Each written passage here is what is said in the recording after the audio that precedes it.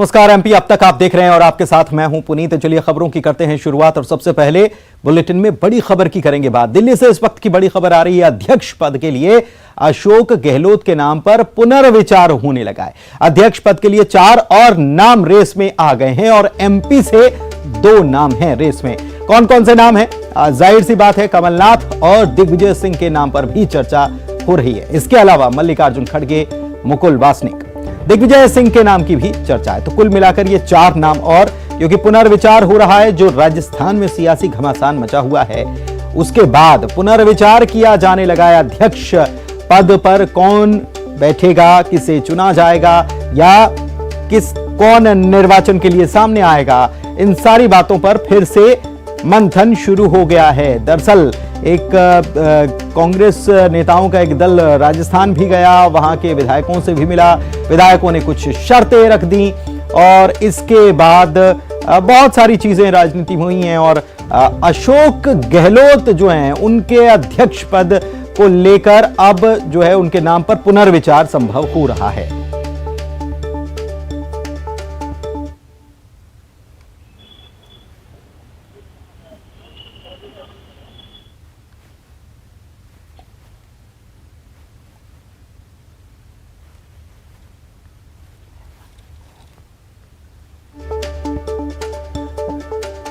रवि हमारे संवाददाता हमारे साथ इस वक्त जुड़े हुए हैं, उनसे बात करते हैं इस पूरे मामले में। रवि, क्या जानकारियां निकलकर आ रही हैं? क्योंकि कांग्रेस में जब से अध्यक्ष की बात शुरू हुई और गहलोत का नाम आया उसके बाद राजस्थान में बड़ा सियासी घटनाक्रम हम देख रहे हैं, तो क्या स्थितियां बनती हुई नजर आ रही हैं?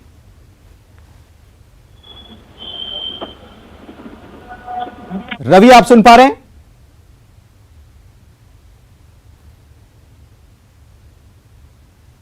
लगता है कि रवि को आवाज नहीं मिल पा रही। कोशिश हम उनसे करेंगे संपर्क साधने की।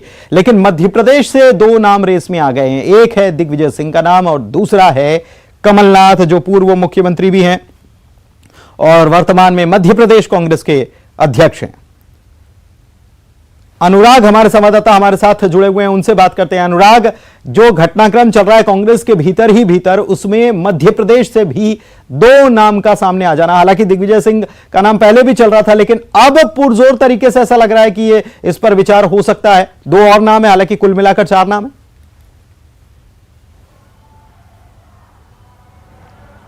बिल्कुल, देखिए राजस्थान में जो हाई वोल्टेज सियासी ड्रामा चल रहा है उसके साइड इफेक्ट मध्य प्रदेश में भी दिखाई देने लगे और यही वजह रही कि कमलनाथ को आज अचानक दिल्ली बुला लिया गया। इससे पहले दिग्विजय सिंह भी दिल्ली पहुंचे थे और उनको भी कहा गया था कि 30 सितंबर तक, क्योंकि कांग्रेस पार्टी में नॉमिनेशन फाइल करने की आखिरी तारीख 30 सितंबर है, तो ऐसे में दोनों नेताओं को अब दिल्ली बुला लिया गया और जो पार्टी अध्यक्ष के नाम को लेकर रायशुमारी है उसका दौर एक बार फिर शुरू होता हुआ नजर आ रहा है। कांग्रेस की दिल्ली में बड़ी बैठक चल रही है और अशोक गहलोत ने जिस तरीके से अपने तेवर दिखाएं उसके बाद अब नए अध्यक्ष की तलाश शुरू हो गई है। लेकिन सबसे अहम बात है कि कुछ ही दिन पहले, 2 से 3 दिन पहले ही अशोक गहलोत ने कमलनाथ से फोन पर चर्चा की थी और इस बात को लेकर मनाने की कोशिश की थी कि पार्टी के अध्यक्ष की कमान वो संभाले, क्योंकि कमलनाथ ना सिर्फ G23 के जो असंतुष्ट नेता हैं उनमें उनका समर्थन है, बल्कि पूरी कांग्रेस पार्टी में भी वो सर्वमान्य नेता भी हैं और साथ ही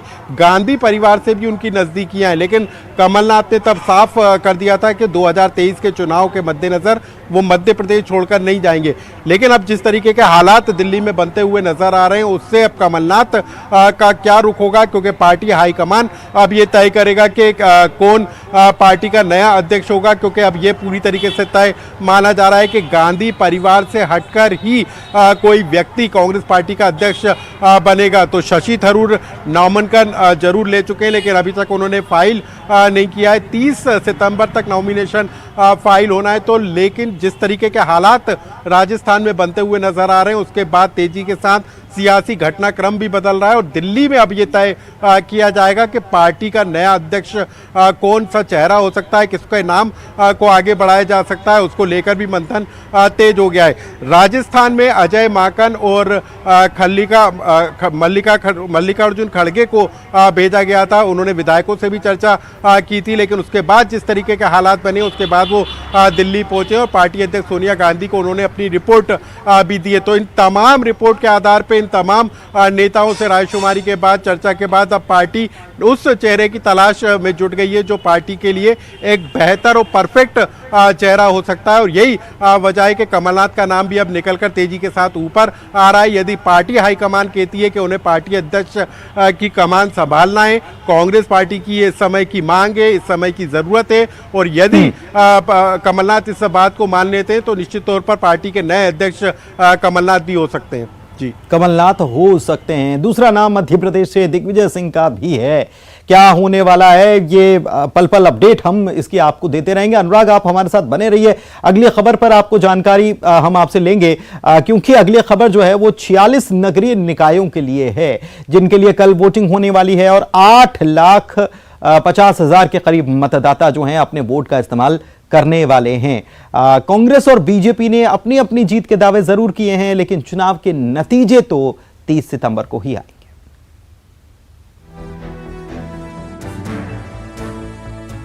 18 जिलों में निकाय चुनाव के लिए कल वोटिंग होनी है। वोटिंग के लिए तैयारी पूरी कर ली गई है। चुनाव में 8 लाख से ज्यादा मतदाता 1,212 मतदान केंद्रों पर वोट डालेंगे। सागर, सिंगरौली, शहडोल, अनूपपुर, उमरिया, डिंडौरी, मंडला, बालाघाट, सिवनी, छिंदवाड़ा, बैतूल, रायसेन, खंडवा, बुरहानपुर, खरगोन, अलीराजपुर और झाबुआ में चुनाव होने हैं। वहीं 3,000 से ज्यादा उम्मीदवार चुनावी मैदान में अपनी किस्मत आजमा रहे हैं। उधर कांग्रेस ने दावा किया है कि सरकार के प्रशासन पर दबाव के बावजूद उम्मीदवार अच्छा प्रदर्शन करेंगे। देखिए, कांग्रेस विपक्ष में है और सत्ता का पूरा दुरुपयोग हो रहा है। उसके बाद भी पिछले चुनावों की तुलना में कांग्रेस की बढ़त मिलेगी। कांग्रेस मशीन पर और मशीनरी पर आरोप मढ़ने लगे, समझ लो कांग्रेस बुरी तरह से चुनाव हार रही है। ये इनकी पुरानी आदत रही है। हमारी संगठन शक्ति, हमारी ताकत है और इनके दम पर हमारे पार्षद 46 नगरीय निकायों में बड़ी तादाद में जीत कर आएंगे। जैसे कि पिछले चरण में नगर पालिका और नगर परिषद हमने कांग्रेस से छीनी थी, इस बार भी हम छीनेंगे। कांग्रेस के बयान पर बीजेपी ने पलटवार किया। पिछले 2 चरणों की अगर बात की जाए तो बीजेपी के 9 महापौर ने जीत दर्ज की थी, जबकि कांग्रेस के 5 महापौर जीत दर्ज करने में सफल रहे थे। सिंगरौली में आप, जबकि कटनी में निर्दलीय उम्मीदवार ने महापौर के पद पर बाजी मारी थी। 2023 में सूबे में विधानसभा चुनाव होने हैं। ऐसे में बीजेपी और कांग्रेस ने स्थानीय चुनाव में पूरी ताकत झोंकी है। और आइए, अनुराग श्रीवास्तव हमारे संवाददाता इस खबर पर भी हमारे साथ लाइव जुड़े हुए हैं, सीधे उन्हीं का रुख कर लेते हैं। अनुराग, जीत के अपने अपने दावे तो हर दल करता ही है, तैयारियों को लेकर क्या स्थिति है, क्योंकि मतदाता मन बना चुके हैं वोटिंग के लिए? कल सुबह से वोटिंग शुरू हो जाएगी। बिल्कुल, देखिए 18 जिलों के 46 नगरीय निकाय के चुनाव को लेकर कल वोटिंग होना है। वोटिंग को लेकर राज्य जो निर्वाचन आयोग है उसके निर्देश पर जिला प्रशासन ने पूरी तैयारी कर ली। और ये चुनाव इसलिए भी महत्वपूर्ण है क्योंकि इन स्थानीय निकाय के चुनाव में बीजेपी और कांग्रेस के धुरंधर नेताओं ने जमकर चुनाव प्रचार किया। मुख्यमंत्री शिवराज सिंह चौहान ज़्यादातर स्थानीय निकायों में पहुंचे और वहां पर उन्होंने प्रचार किया। इसके अलावा बीजेपी के प्रदेश अध्यक्ष वीडी शर्मा ने जमकर प्रचार किया और खुद कमलनाथ ने अपने छिंदवाड़ा के गढ़ को बचाए रखने के लिए वहां पर 3 दिन तक डेरा डालकर सांसद नकुल नाथ के साथ चुनाव प्रचार किया। इसके अलावा सागर के 2 महत्वपूर्ण स्थानीय निकाय हैं, उसमें भी मंत्री गोपाल भार्गव और मंत्री भूपेंद्र सिंह की साख दाव पर है। वहां पर भी बीजेपी के मंत्रियों ने जमकर दम लगाने का काम किया है। तो कल जब चुनाव होंगे तो वहां पर जनता फैसला करेगी कि बीजेपी और कांग्रेस के जो दिग्गज नेता हैं उनके चुनाव प्रचार का कितना असर होता है, और जो स्थानीय चेहरे हैं किस चेहरे पर, किस पार्टी के नाम पर जो है पार्टी मतदाता अपना वोट डालने का काम करेंगे। तो 8.5 लाख से ज़्यादा मतदाता हैं जो इस 46 नगरीय निकाय के चुनाव में अपने वोट का इस्तेमाल करने वाले। सुबह से होने वाली वोटिंग शाम 5 बजे तक चलेगी और जो नतीजे हैं वो 30 सितंबर को सामने आएंगे। तो क्या कल जनता अपना फैसला सुनाती है, क्योंकि 2023 के चुनाव के पहले भी ये महत्वपूर्ण चुनाव माने जा रहे हैं। बिल्कुल महत्वपूर्ण चुनाव माने जा रहे हैं। बहुत शुक्रिया अनुराग आपका इस तमाम जानकारी के लिए। आगे बढ़ते हैं। सीएम शिवराज सिंह चौहान ने अनूपपुर जिले की आज समीक्षा की और इस दौरान जल जीवन मिशन में लापरवाही को लेकर सीएम ने इंजीनियर की क्लास भी लगा दी। मंत्रियों को सीएम ने अपने दौरे की जानकारी सचिवालय को देने के निर्देश भी दिए। शिवराज सिंह चौहान इन दिनों एक्शन में नजर आ रहे हैं। सीएम ने अनूपपुर जिले की समीक्षा बैठक की। बैठक में जल जीवन मिशन में काम को लेकर मुख्यमंत्री शिवराज सिंह चौहान ने नाराजगी जताई। एग्जीक्यूटिव इंजीनियर ने बैठक में गलत जानकारी दी, लिहाजा सीएम ने बैठक में ही माफी मांगने के लिए कहा। इंजीनियर ने अपनी गलती मानकर माफी मांगी। अधिकारियों के कामकाज के साथ सीएम मंत्रियों के परफॉर्मेंस पर भी नजर रख रहे हैं। मुख्यमंत्री ने अपने मंत्रियों को एक निर्देश जारी किया, जिसके मुताबिक सभी मंत्रियों को अपने दौरों की जानकारी देनी होगी। सीएम सचिवालय मंत्रियों के दौरों की जानकारी रखेगा। जन सेवा अभियान के अलावा किए गए दौरों की भी जानकारी देना जरूरी होगा। मंत्रियों के परफॉर्मेंस को ध्यान में रखते हुए यह व्यवस्था की गई है। वहीं दो मंत्रियों को एक जिलों की जानकारी सौंपी गई है। सीएम के इस फैसले को विधानसभा चुनाव की तैयारियों से जोड़कर देखा जा रहा है। छापेमारी के बाद पीएफआई के दंगे कनेक्शन की जांच शुरू हो चुकी है।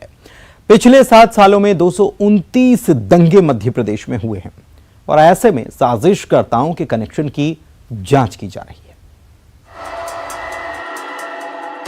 पीएफआई की साजिश को लेकर रोज नए खुलासे हो रहे हैं। मध्य प्रदेश के उज्जैन और इंदौर से गिरफ्तार पीएफआई के 4 लीडर से जांच एजेंसी लगातार पूछताछ कर रही है। माना जा रहा है कि पूछताछ में जांच एजेंसी को अहम जानकारियां मिल रही हैं। उधर सूबे में पिछले कुछ वर्षों में हुए दंगों में पीएफआई के कनेक्शन की जांच की जा रही है। इसी साल रामनवमी के मौके पर खरगोन जिले में दंगे हुए थे। इसके अलावा पिछले 7 सालों में 229 सांप्रदायिक दंगे हुए। अब इन तमाम दंगों की नए सिरे से जांच की जा रही है। जांच एजेंसियों को इन तमाम दंगों में पीएफआई का हाथ होने का शक है। मध्य प्रदेश में पिछले कुछ सालों में हुए दंगों को लेकर अब जो है पीएफआई से उसके कनेक्शन की जांच की जा रही है, क्योंकि लगातार पूछताछ का सिलसिला जो है वो जारी है। एमपी एटीएस लगातार जो दंगों के कनेक्शन को लेके जो 4 पीएफआई के लीडर्स गिरफ्तार हुए थे उनसे पूछताछ कर रही है। उनकी फाइल ओपन की है और खरगोन के दंगे के बाद जिस तरीके से नाम सामने निकल कर आया था, उसके बाद यही कहा जा रहा था कि पीएफआई की भूमिका इसमें जमकर राजनीति भी हुई थी। पीएफआई पर यह आरोप भी लगा था। उसके बाद अब पीएफआई के जो 4 लीडर हैं जिन्हें इंदौर और उज्जैन से गिरफ्तार किया गया था, उनसे लगातार पूछताछ की जा रही है। 30 सितंबर तक पुलिस रिमांड पे ये चारों जो आरोपी हैं वो हैं और ऐसे में अब जो है दंगे के कनेक्शन और दंगे के एंगल पे जो है जांच को बढ़ाने का काम किया जा रहा है। नए सिरे से इस कनेक्शन की जांच जो है मध्य प्रदेश की एटीएस ने शुरू कर दी है और तमाम जानकारियों को साझा किया जा रहा है, क्योंकि इस तरीके के इनपुट मिले हैं कि इन दंगों में पीएफआई की भूमिका हो सकती है। तो आने वाले समय में दंगे कनेक्शन को लेकर कई बड़े खुलासे हो सकते हैं। पीएफआई के गिरफ्तार 4 लीडर से एमपी एटीएस पूछताछ कर रही है। ऐसे में दंगों की साजिश में इनके कनेक्शन को भी परखा जा रहा है। और बढ़ते हैं आगे। खंडवा के हरसूद में कार्यकर्ताओं की बैठक लेने पहुंचे थे प्रदेश के वन मंत्री विजय शाह, जिन्होंने राहुल गांधी और उनकी भारत जोड़ो यात्रा पर जोरदार चुटकी ली अपने अंदाज में। वन मंत्री विजय शाह के वायरल वीडियो पर पूर्व मंत्री पीसी शर्मा ने पलटवार किया। कहा कि विजय शाह 3 तरह के नशे के आदी हैं, एक नशा सत्ता का, एक लिक्विड का और तीसरा नशा वो बता नहीं सकते। कोई कमी होगी या मैं नहीं बोलता तुम्हारे पप्पू में कमी है, मैं नहीं बोल रहा, लेकिन लोग खुजर करते हैं, खुजर करते कि नहीं करते। हमारी माँ और एक वो है एयर कंडीशन गाड़ी में घूम रहे हैं, गांव आ जाता है तो पैदल चलने लगते हैं। 55-56 साल भगवान ने कितने के हो गए, शादी नहीं हो रही उनकी। अब अगर ये बाबा मेरा बेटा है, ये 28-29 का हो गया, मैंने शादी कर। ये इनके 3 नशे हैं इनके, एक सत्ता का नशा, दूसरा वो जो एक कोई लिक्विड है उसका नशा, और तीसरा नशा जिसको बता नहीं सकते वो नशा भी है जो लोग। सीधी में बाणसागर बांध की यूपी और एमपी कैनाल टूट गई। कैनाल से बड़ी तेजी से पानी निकल रहा है। एमपी और यूपी को पानी की सप्लाई ठप पड़ गई है। बाणसागर बांध की यूपी और एमपी कैनाल टूट गई। पानी का तेज बहाव अपने साथ सब कुछ बहाकर ले जाने को बेताब दिख रहा है। सुबह चुरहुट के तीखड़ खुर्द गांव के पास यूपी कैनाल टूट गई थी, वहीं बघेड़ा गांव के पास एमपी कैनाल भी टूट गई। कैनाल से निकल रहा पानी नीचे गांव में जा रहा है। यही नहर है जो सुबह से टूटी हुई है और एक पूरा हिस्सा जो है दूसरी नहर में आके जमा हुआ है तो ये तमाम जो पत्थर दिखाई दे रहे हैं नहर से निकला हुआ मलबा है। जो नहर टूटी है उसके बाद जो दूसरी नहर जो एमपी को जोड़ती है वो इसके नीचे थी। उस नहर में मैं खड़ा हूँ, जो तमाम जो मलबे से है वो भरी पट्टी हुई है। उधर जानकारी मिलने पर मंत्री तुलसीराम सिलावट ने जरूरी कार्रवाई की बात कही है। इस नहर का हिस्सा यहीं से शुरू होता है, जो टन्नाल के अंदर चला जाता था। वहाँ पास का जो ज्वाइंट था वो ज्वाइंट से अलग हो चुका है। तकरीबन जो जिस तरीके से यहाँ फटा हुआ है नहर, जो फट चुकी है पूरी तरीके से, इसमें जो पानी है तो पानी पूरा मलबा में यहाँ तब्दील हो चुका है। कैनाल से यूपी और मध्य प्रदेश को पानी की सप्लाई होती है, लेकिन ये ठप है। वहीं पूरे इलाके में मलबा फैल गया है। भोपाल के आईटीआई एमएमएस कांड के मुख्य आरोपी को पुलिस ने गिरफ्तार कर लिया है। पुलिस ने राहुल यादव को गिरफ्तार किया। हालांकि राहुल यादव के मोबाइल से एमएमएस नहीं मिला है। पुलिस आरोपी के मोबाइल से वीडियो और डेटा को रिकवर करने की कोशिश में है। आईटीआई कॉलेज की एक छात्रा को दरअसल आरोपियों ने एमएमएस के माध्यम से ब्लैकमेल किया था। पुलिस ने इस मामले में चारों आरोपियों को गिरफ्तार कर लिया है। वहीं राहुल यादव के घर पर नगर निगम ने कार्रवाई करते हुए उसे तोड़ दिया है। अरेरा हिल्स थाना इलाके के भीमनगर इलाके में आरोपी का घर है।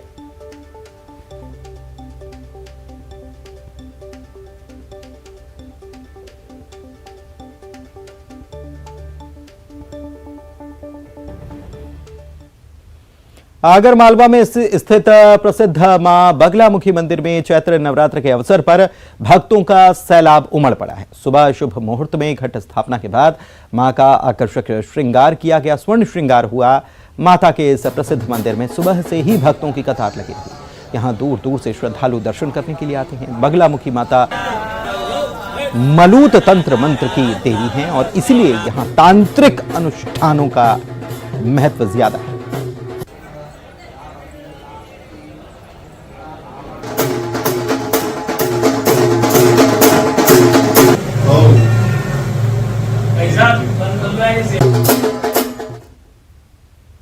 और आइए फटाफट अंदाज